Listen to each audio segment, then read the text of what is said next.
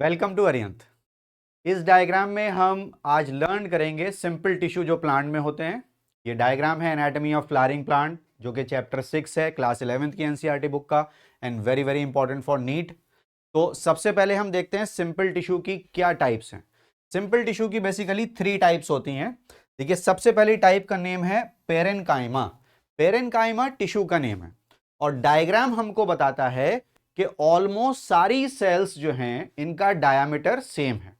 तो यही चीज हमको सीखनी है। देख सकते हैं आप, most of the cells are similar in diameter, तो हम बोलते हैं कि cells are isodiametric, right.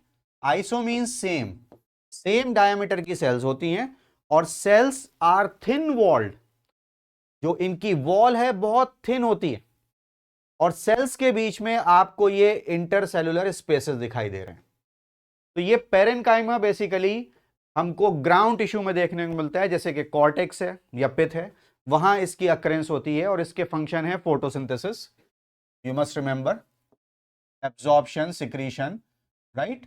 ये सारे फंक्शन पेरेनकाइमा के हैं और इसमें सबसे ज्यादा इंपॉर्टेंट है फोटोसिंथेसिस, क्योंकि जब पेरेनकाइमा टिश्यू पर लाइट आती है तो वो क्लोरोप्लास्ट डेवलप कर लेता है and that is called chlorenchyma.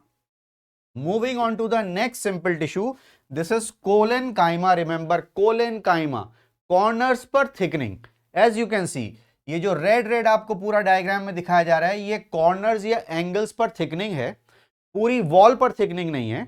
और जो थिकनिंग है वो किस चीज की है? Cellulose, hemicellulose and pectin. Remember, cellulose, hemicellulose और पैक्टिन की थिकनिंग होती है और ये थिकनिंग सिर्फ कॉर्नर्स या एंगल्स पर होती है। कोलेनकाइमा कॉर्नर्स पर थिकनिंग, ऐसे याद रखेंगे। Plus cells are vacuolated, as you can see large vacuole is present in the cells and of course protoplasm as a whole हम बोलते हैं कि प्रोटोप्लाज्म भी वैक्यूलेटेड है। तो कोलेनकाइमा में जैसे ही थिकनिंग आई तो ये बेसिकली एक एडिशनल फंक्शन में चला गया, that is mechanical support.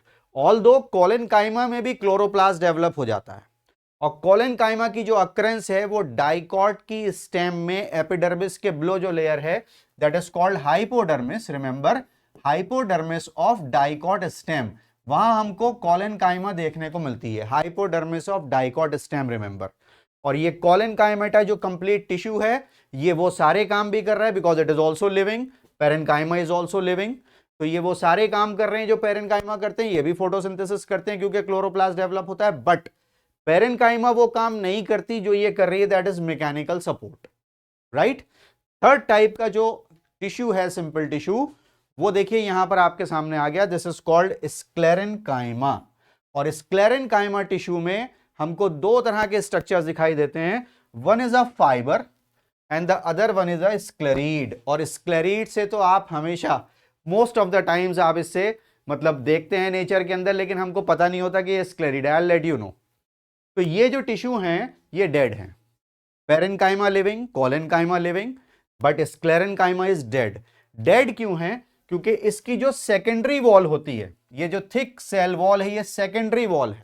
Remember, thickening हमेशा सेकेंडरी वॉल पर आती है, प्राइमरी वॉल पर नहीं आती। ये थिकनिंग है लिग्निन की, और जैसे ही लिग्निन का डिपोजिशन होता है तो किसी भी सेल का कॉन्टेक्ट आउटर वर्ल्ड से खत्म हो जाता है and the cell becomes dead. तो ये भी डेड और ये भी डेड। रिमेंबर, तो जब लिग्निन आ गया तो हम बोलते हैं कि सेल्स आर लिग्निफाइड और दे हैव लिग्निफाइड वॉल्स। और कौन सी wall? Secondary wall. Then you can see this is the lumen. Fibres are elongated, लेकिन फाइबर्स का जो ल्यूमेन है वो स्क्लेरीड के कंपैरिजन में ब्रॉड है, ठीक। स्क्लेरीड का जो ल्यूमेन है ये बहुत नैरो ल्यूमेन होता है। Remember, very very narrow lumen, क्योंकि स्क्लेरीड में जो सेकेंडरी वॉल थिकनिंग है वो बहुत ज्यादा होती है। ऑफ कोर्स लिग्निन की थिकनिंग होती है, ठीक है। फाइबर्स में जो सेकेंडरी वॉल थिकनिंग थी उसमें आप बीच बीच में देखिए यहां पर ये गैप्स हैं, दीज आर कॉल्ड पिट्स। और ये पिट्स यहां पर आपको दिखाए जा रहे हैं, ये पिट्स आप देख सकते हैं, ये ब्रांच्ड हैं पिट्स, यहां पर कुछ अनब्रांच्ड भी हैं, कुछ ब्रांच्ड भी हैं, एज यू कैन सी, ठीक। स्क्लेरीड्स हमको कहां देखने को मिलती हैं? जैसे कि लीव्स ऑफ टी, जब हम टी को बॉईल करते हैं, टी लीव्स को, तो बॉईल करने के बाद जो उसका पार्ट बचता है दैट इज स्क्लेरीड, वो कंप्लीटली डिसॉल्व नहीं होता। सेपोटा, एक फ्रूट होता है जिसे हम चीकू बोलते हैं, सैपोटा, तो उसको जब आप खाते हैं तो आपको ऐसा लगता है कि कुछ हमको सैंडी पार्टिकल्स आ रहे हैं, वो स्क्लेरिड हैं। या फिर जो लेग्यूम्स होते हैं जैसे मूंगफली है तो उसके कोड में होता है, या जो नट्स होते हैं जैसे लाइक वॉलनट, तो उस फ्रूट वॉल में भी स्क्लेरिड है।